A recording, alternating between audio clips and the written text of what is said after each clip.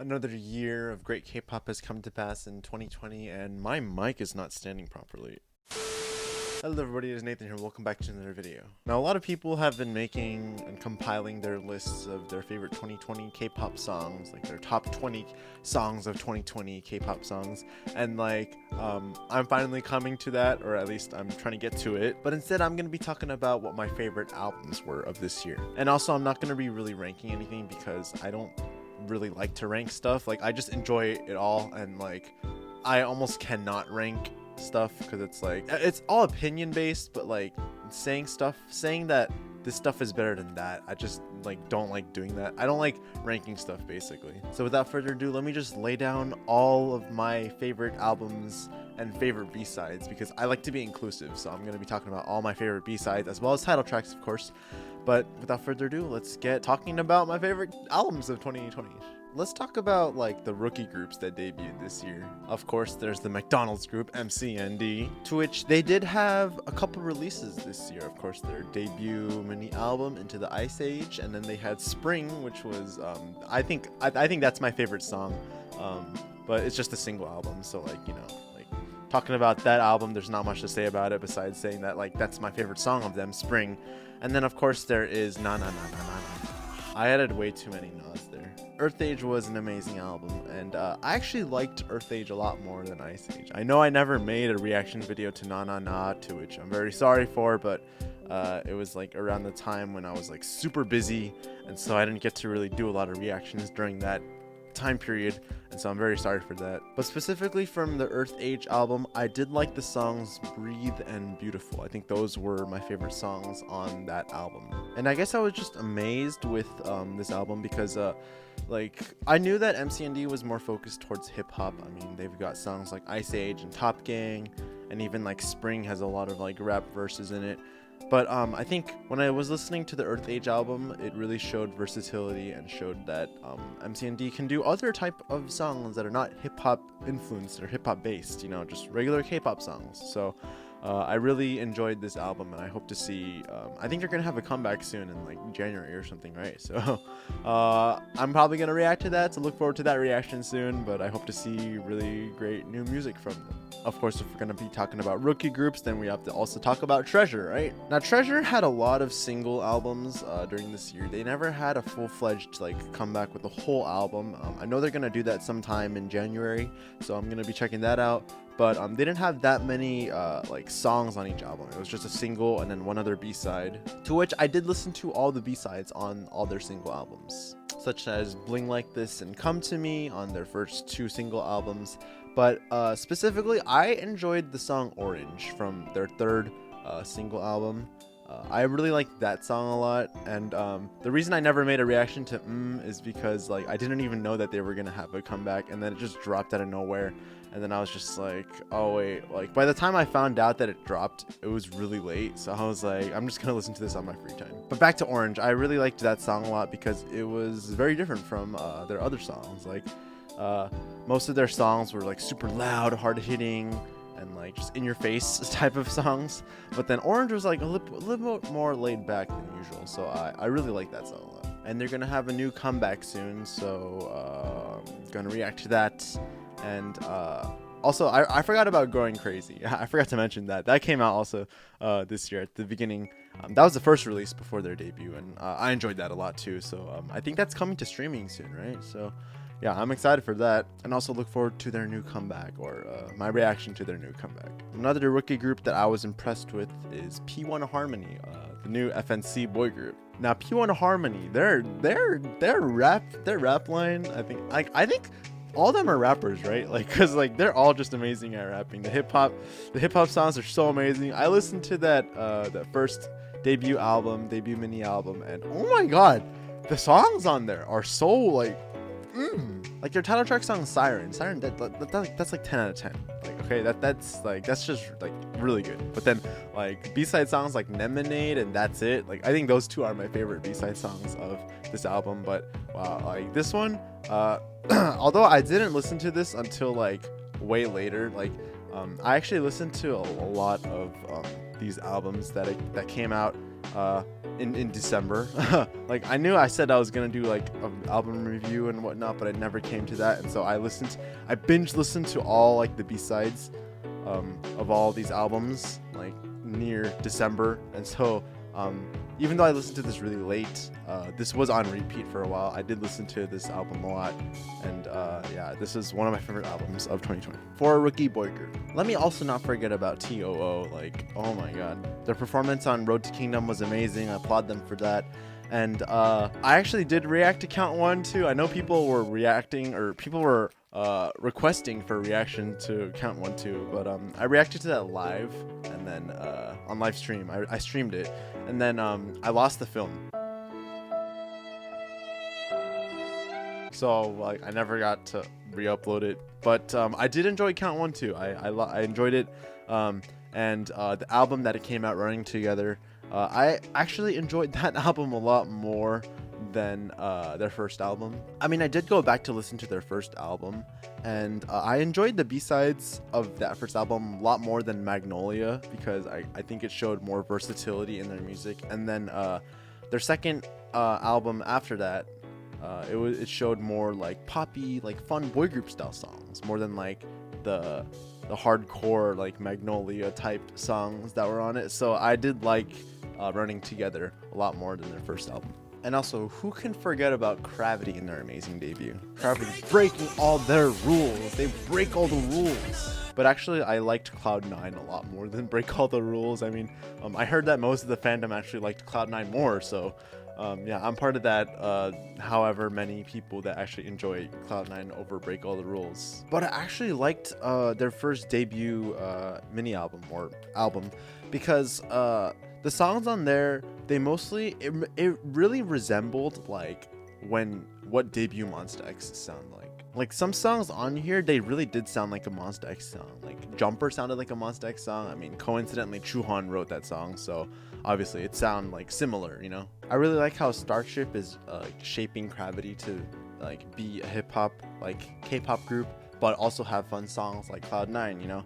And so I really enjoyed their debut album a lot. Now I want to talk about albums that I kept on repeat for a while, and albums that like I really enjoyed because I just kept listening to them, hence that's why they're on repeat, because I enjoyed it a lot. And of course, if I'm going to be talking about albums on repeat, then obviously I have to mention Day6's The Book of Us Demon. Like this album, I know we never got promotions on Zombie and this album and this comeback, but like because like they went on a hiatus, I just kept listening to this album because I just wanted more, and I wanted the comeback. And like, oh my god, all the B-sides on this song are amazing. Like I actually reacted to this album, like this was way before I got super busy and never had time to do first album listen, so you can check out my first album listen to that. I'll leave it in the description below. But The Book of Us the Demon is like, this is like, I'd say that this is my album of the year. Like I really enjoyed listening to all the songs on here. I kept this on repeat. All the songs are amazing. Day6, they won like best rock performance with Zombie, you know, without any promotions. So like, if you didn't check it out, then I just recommend you go check it out. Also, Even of Day, their subunit also made their debut, and The Book of Us Glue On, sorry, Book of Us Glue On, they released that album, and I enjoyed that album a lot as well. It's very different from like regular Day6. I guess they're trying to go the alternative rock route for that album, so I also recommend you guys go check that out too. Another album I kept on repeat is NCT's Neozone album. Now, I'd actually mentioned their repackage album, The Final Round Neozone album, but I think I enjoyed like besides the repackaged songs, like obviously like those were good and all, but I think I enjoyed listening to like the standard album more than like the repackage. Like it was a full NCT 127 album. I don't even like remember the last time we got something like that. Oh wait, I do. Regular, right?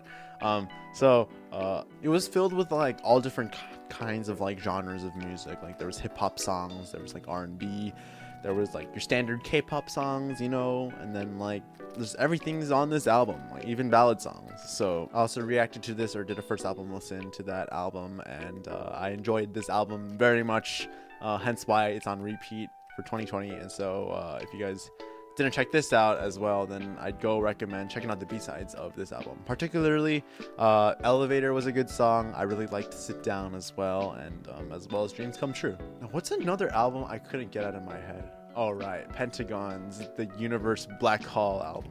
This album was so good, and the title track was so amazing that I still don't understand why they never got a first win for this. I mean, obviously they did get a first win with Daisy, and that was also an amazing album, but I enjoyed Universe the Black Hole more, I guess, because of quality over quantity. Well, actually, this had more songs, so I guess it'd be quantity over quality. But this was also like the album before Gino enlisted into the military, so like I guess it was just nice to hear his voice one last time, you know, like with songs like Worship You. Oh, Shower of Rain. I enjoyed Shower of Rain a lot. But I might as well also mention Pentagon's With album with the Daisy, because that album was also really good, because it obviously got their first win. Daisy got their first win, and this was also the album right before Hui enlisted into the military. So I guess it was like a nice parting album, you know, with songs like Beautiful Goodbye and like Nostalgia.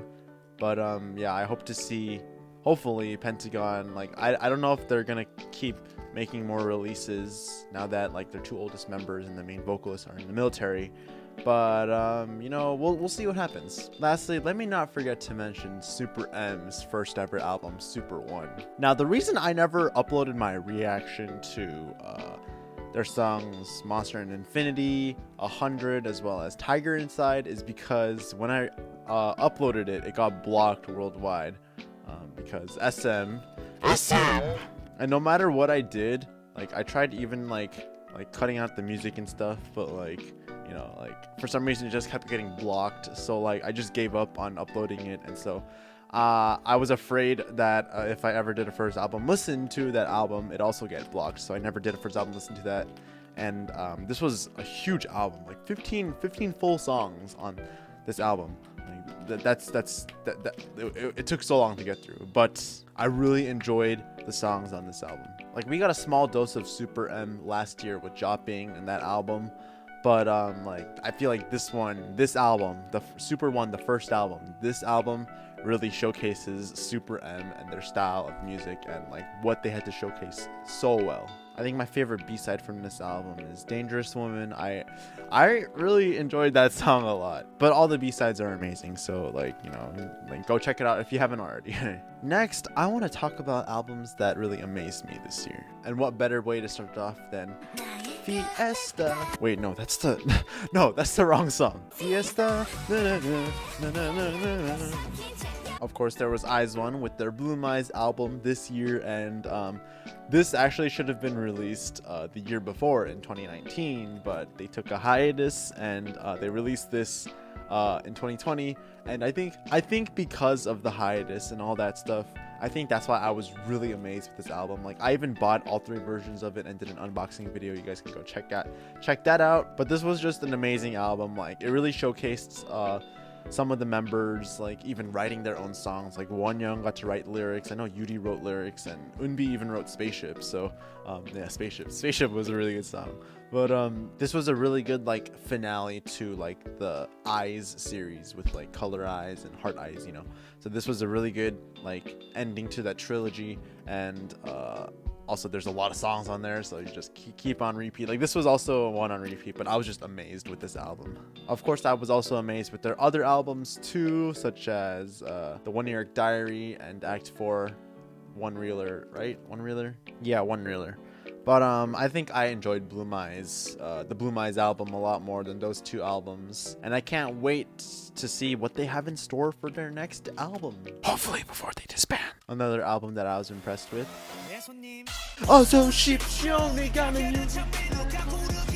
Yeah, that hurt a lot. Oh my god. Although Stray Kids' In Life album was a repackage of Go Live, and it featured all the songs on the Go Live album, I think I was just more of a fan of the songs. Like, I was more a fan of the songs on the Go Live album than the new songs that came out on the repackage. Although Tortoise in the Hair was a really good, like, genius move by the Stray Kids 3 Ratchet members, you know, because it's just like continuation of Go Live, so but also because Go Live featured all the other songs on this album, such as the Tower of God opening and ending, and they also had the mixtape songs like with Gone Days and On Track. And so I think I really enjoyed this album a lot more than the In Life album. Also, let's not forget to mention that like how amazed I was with like the different songs on this album. Like Phobia was a really good song. It honestly felt like a little bit of a throwback song. And Another Day was just, oh my god, Another Day. Like I think that's Another Day is my favorite B-side song on this album, and like I'm always like going back to listening to it because it's just that good of a song. But yeah, the In Life album is amazing as too. You know, I enjoyed Backdoor and I enjoyed X, but I think Go Live is there. Like Go Live was the album that really just like shook me. Also, let me not forget to mention the biggest album that really just shook me, and that's TXT's The Dream Chapter Eternity. Like first of all, their title track song Can't You See Me was just like a musical journey. It was just so interesting and so weird, and so like I enjoy it now. Like I remember back when I first reacted to it, I said I didn't really like it at first, but it'll grow on me, and it did grow on me. I really enjoy the song now. And then they had freaking Eternally. Like what kind of song was Eternally? Like, oh my god. Fairy of Shampoo was honestly such a good remake song of the original. And I think my favorite B-side was Drama from that album. But the Dream Chapter Eternity was like a good closing album to the Dream Chapter series. And I honestly enjoyed this album a lot more than the Blue Hour album. I'm sorry for a lot of Blue Hour fans. Because I think that I enjoy Blue Hour as a title track more than Can't You See Me, but I think I enjoy the B-sides of Dream Chapter Eternity more than the Blue Hour B-sides. But let me not forget how shook I was when I reacted to this album, when I did first album listen to this album. But anyways, if we're going to be talking about big hit groups, then obviously we got to talk about BTS, right? And Map of the Soul 7 was that album. It was just that album. Like, I'd say that this is also another album of the year for me. Map of the Soul 7 was another album of the year. Obviously, it's a repackage from Map of the Soul Persona from the year before, but it also just featured so many songs, solo songs as well. And even like rap line songs, the vocal line songs, and even just like other songs by duos, you know, like you got Friends by Jimin and Taehyung, and you have Respect by RM and Suga. Like, this album was filled with amazing songs, and I think a lot of people like me, I think a lot of people just really like loved this album as a whole. And yeah, I was amazed by it too. Like I got to see like all the solo songs, you know, and I think the songs that I was most amazed by on this album was probably 0 O'Clock and Inner Child. I think those two were my favorite songs that I was just really shook by. Oh, also On is just an amazing title track as well. Forgot to mention that. It's such like an anthem song, you know. It's like, it's not really an anthem song, but it is an anthem song. You know what I mean? Lastly, I want to talk about albums that I completely forgot about. Albums that I forgot about, but like as soon as I listen to the B-sides, I'm like, oh my god, I can't believe that this came out this year, and like I forgot about it. Like, this is so amazing. One album I really forgot about this year is OneWe's One album. And it's mainly because OneWe had so many releases this year. Like, they had like a lot of releases this year, and so like I think like I was just so focused on those title track releases like Q and Partying and A Book in Memory that I like completely overlooked like the One album. Like I did enjoy End of Spring. I enjoyed that song a lot, but I think I forgot about like how the One album was like sort of, it wasn't really it was a repackage, but not really. Like, it featured all their old songs from last year as well as Q, but also featured like remix versions and like new songs. And so I took a listen to this back again, and I'm just like, OneWe, like you guys did it again. There's a reason why I enjoy OneWe's like rock songs, and like how like they're able to like change like the rock genre. Like, this isn't like, I wouldn't really consider this rock. It's more like indie, you know. And then they have like, it's like indie, but they're doing like modern rock, you know. There's also OneWe's brother group, OneUs, with their Lived album. And I've got to say that like I've really missed OneUs a lot, because like they had one comeback before Road to Kingdom, and then I was just awaiting their comeback for after Road to Kingdom, and they finally did have their comeback. And like I never really like went back to listening to this album until way later, and when I did, I was just completely blown away. Like obviously Come Back Home and To Be or Not to Be are amazing songs on there, but like how could the other B-sides be so good? Like Dizzy and even like Dead or Alive, Airplane. Like I think all like this whole album as a whole was something that like I was really amazed by, and really I went back to listen to it again and again because like I was just amazed by it. And One Us is supposed to have another comeback soon, right? So yeah, I'm gonna look forward to that new comeback. Another album that I completely forgot about was 17's Semicolon album. Like I think that between the two title tracks of Home Run and Left and Right, I think Left and Right really just stuck in my head more than Home Run did. But when I did go back to listen to Semicolon, the album, I really enjoyed this one a lot more than the Hengare album. And I was just like, I can't believe I completely forgot about this mood, because like, wow, the B-sides on this album, like 17, like this is why I stand 17. Like they did something new. They did something new in the new year of 2020. They did something new with their songs on their album. And so, yeah, I really loved I Love.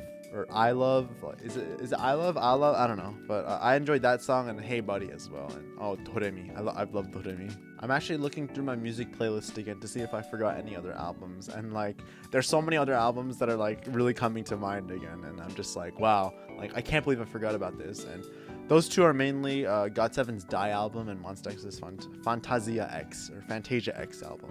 And I think mainly the reason that I forgot about these two albums were because they came out like during like the first half of 2020, and so like I didn't really remember them as much compared to the recent music that came out. Like I already did a first album listen to both of these albums, like to Fantasia X and for the Die album.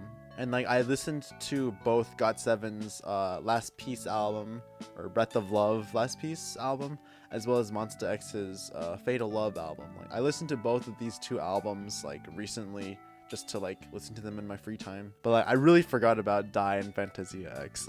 I'm very sorry to that. Agases and Mambebes. And I'm pretty sure I'm forgetting a lot more albums as well. Like I'm pretty sure I'm gonna get a lot of comments from people saying that, oh, what about this album? Or you forgot to mention this album, to which like I can only respond with like, I can only name so many. Like this video will be a lot more longer than it should be if I just were able to name every single album and talk in depth with every single album that I was just really obsessed with this year. And so if I did forget your favorite albums, then I'm very sorry, because there was just so many releases this year.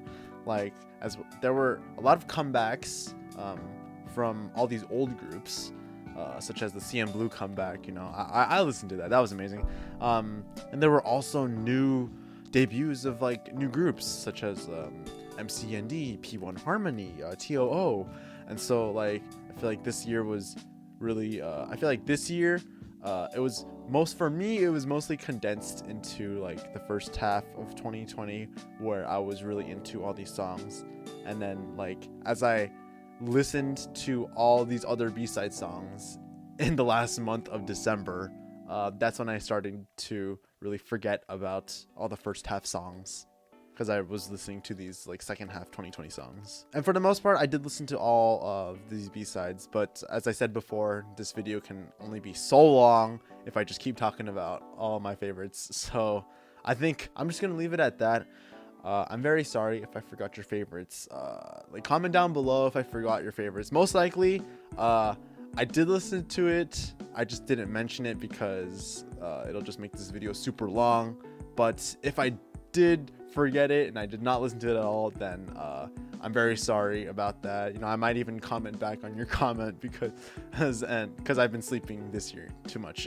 And here's to a better 2021 with K-pop music. But before I end this video, I actually want to talk about like my updates and stuff like that, and what I'm going to be planning for this new year. Because quite frankly, like the schedule that I have worked out for YouTube doesn't really work out anymore for me. So I'm going to try my best to make the content that I'm going to make. Like obviously I did make some promises back then, such as reacting to all of Luna's releases, reacting to the B-sides of on and off albums, and just making first album listens to all these albums. And I'm very sorry that I couldn't keep those promises. Even now, like I don't even think first album listens videos are even going to be a thing, because as I said before, they tend to get removed more easily than reaction videos do. So for this new year, I'm gonna try my best to actually make an album review. Like, I guess this can be considered the first album review of 2021. So more of stuff like this will come, hopefully. And I might even make like monthly update videos of like what I've been listening to, because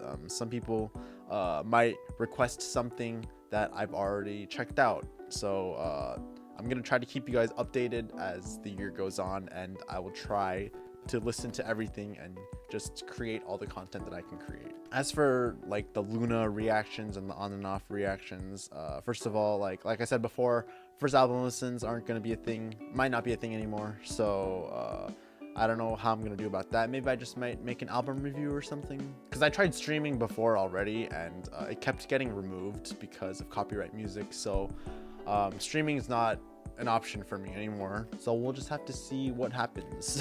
But yeah, I hope you guys enjoyed me talking about my favorite albums of 2020. Thank you guys all for just watching my videos, subscribing, and just giving support. We hit the 5,000 subscriber milestone this year, and I'm so happy for that, and we're only just gonna keep growing from here on out. Thank you guys all for just staying and watching these videos, and I promise, or not promise, but I will try to make the best content, and I will strive to create more content and actually put effort into doing things. And once again, I just want to thank you guys. Thank you everyone for just watching this video. Hope you guys all have a good day or night. Don't forget to follow me on all my social media, and I hope to see you guys on the next video.